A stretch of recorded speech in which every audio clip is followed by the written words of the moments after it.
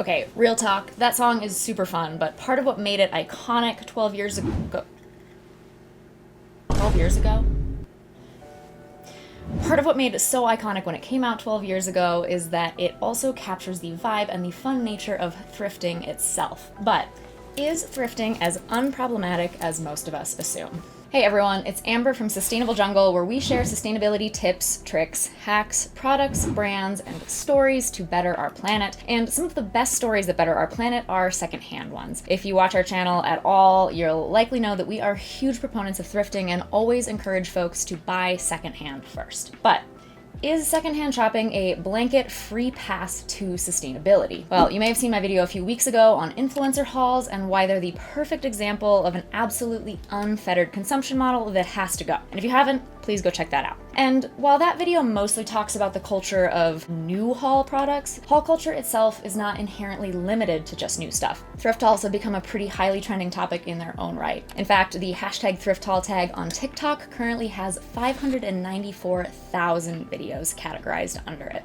So what's the deal with thrift hauls? Are they sustainable, or do the haul elements that they take on counteract any benefit of sustainability that we would get from just regular thrifting? Is it kind of just another way that consumerism and excess are co-opting something that used to be rooted in necessity? Well, let's sift through the racks and find out, but first, please don't forget to like this video and subscribe to our channel and hit that notification bell to stay in the loop on everything that we do.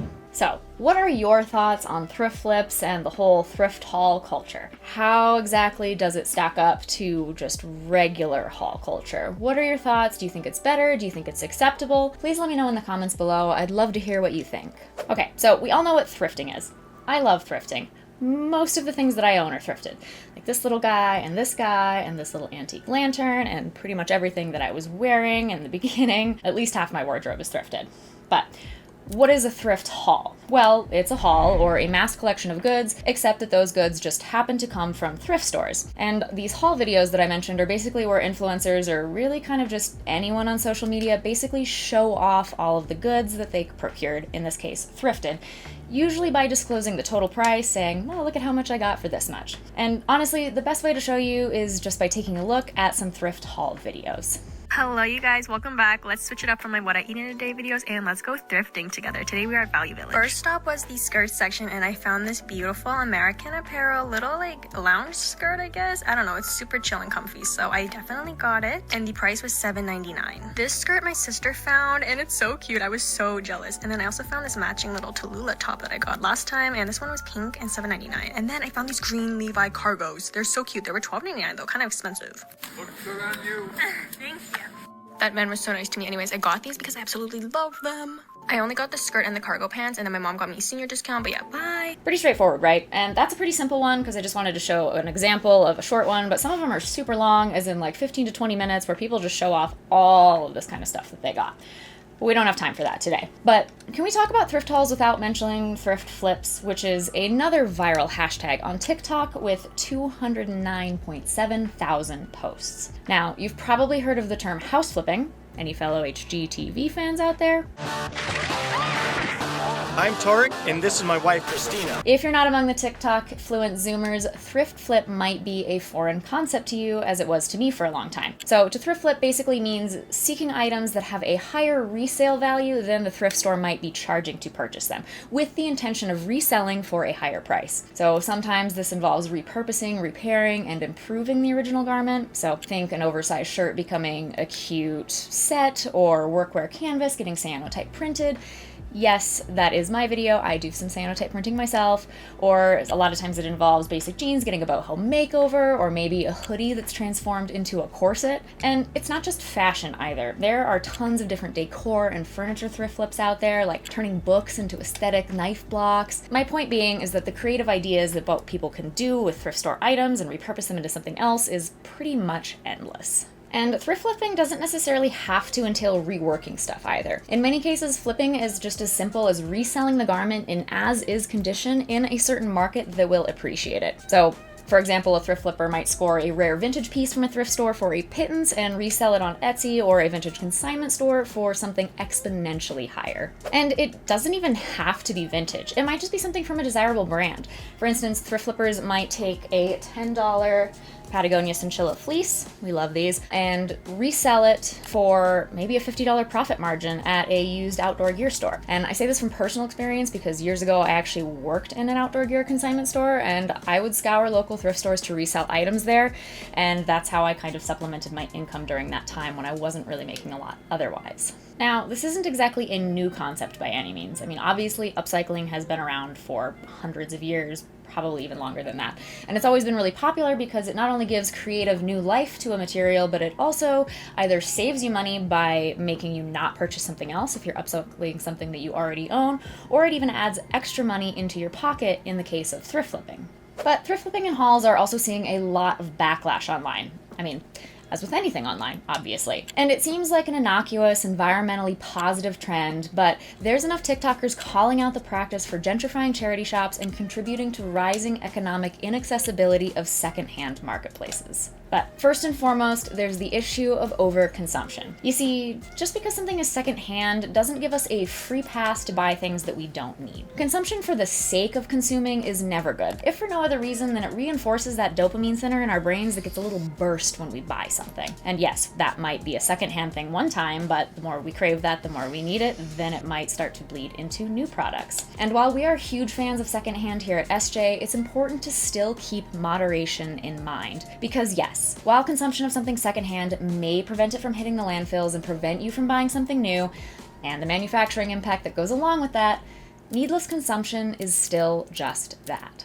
As a collective, we need to critically evaluate our relationship towards shopping and psychologically assess why we need to buy so much, even if they're super cheap thrifted items. Thrift hauls and online gloating about flipping thrift store items contributes to a culture of overconsumption and eventual disposability. Then there's the issue of privilege and access to thrift stores. See, thrifting used to be a practice used mostly by lower income shoppers to save money and gain access to affordable clothes, furniture, and home goods. Hence the term thrifty. But today, more and more people are motivated to thrift as a pastime and a side hustle, whether they want to resell the thrift flipped item for a higher profit or just rake in the benefits of haul videos' viral status. And when thrifting goes from need-driven to profit-driven, this inevitably affects the availability of secondhand clothes for those who really need them. And when we have privileged groups moving into the territory of underprivileged ones, we get, you guessed it, gentrification. So there's no denying that thrift store items are going up in price. I notice that pretty much every time I go to one.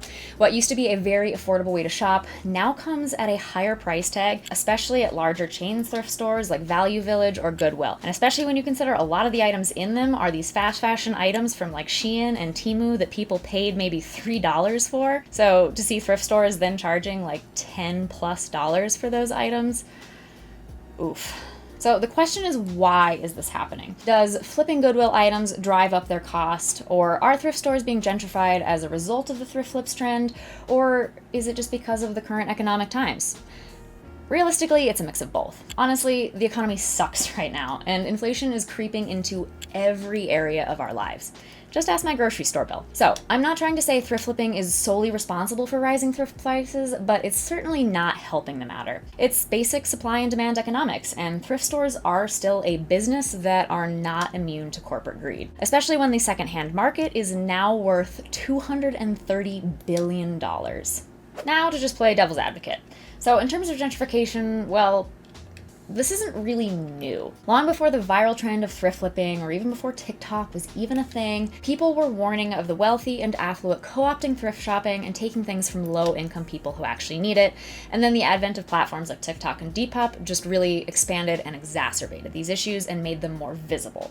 And while these concerns are valid, on the flip side, the thrift flip side that is, thrifting in general is still a countercultural response to capitalism and fast fashion. And thrift flipping and hauling may be excessive, but it's still a better option than getting our consumption fix by buying it somewhere new, but equally as cheap, a la Shein and Temu and other fast fashion monstrosities that we really need to thrift flip out of business. Because the reality is that the amount of donations to charity shops grows massively every year, and it's far greater than what most thrift stores can even manage at this point. Many don't know what to do with all their donations, and it's estimated that about 90% of donated items still don't find a second home. So while some argue the popularization of thrifting through social media is making a valuable resource scarce, it's difficult to believe that that's really the case.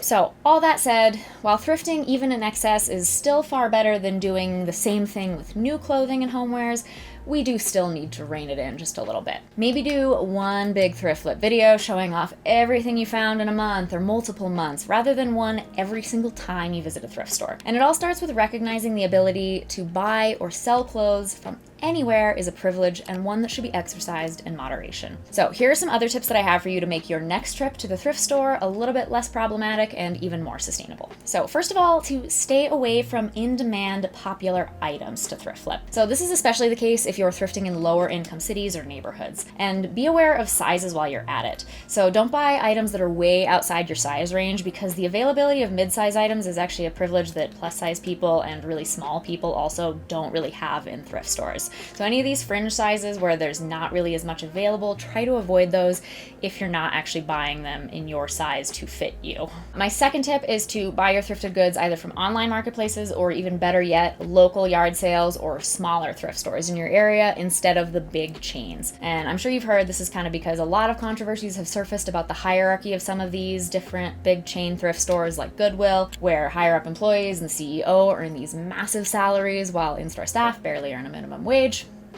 You know, the usual. So that basically means that your Goodwill flipping isn't really supporting the mission that you think it is. The Salvation Army, similarly, has been embroiled in controversy for years and years now. So if you can support a small mom and pop thrift shop, all the better. So the takeaway from this is that, all in all, I see thrift flipping as a mostly positive thing. It takes away the stigma around buying secondhand items, it supports creativity, and it moves us towards a more slow fashion mindset, even if it's still hanging on to some of the hallmarks of fast fashion, like haul culture. So if you need anything, by all means, do haul off to the thrift store, but just keep yourself in check if you find yourself buying simply to buy, or, you know, with those TikTok likes and reshares in mind. There are plenty of other ways to go viral online these days, good and bad, that doesn't involve filling our homes with stuff that we don't need. And as always, thank you all for watching, and be sure to subscribe to our channel so I can catch you here next week when we share our next new video with you. As always, this is your thrift enthusiast Amber from Sustainable Jungle, signing off. See you all next time.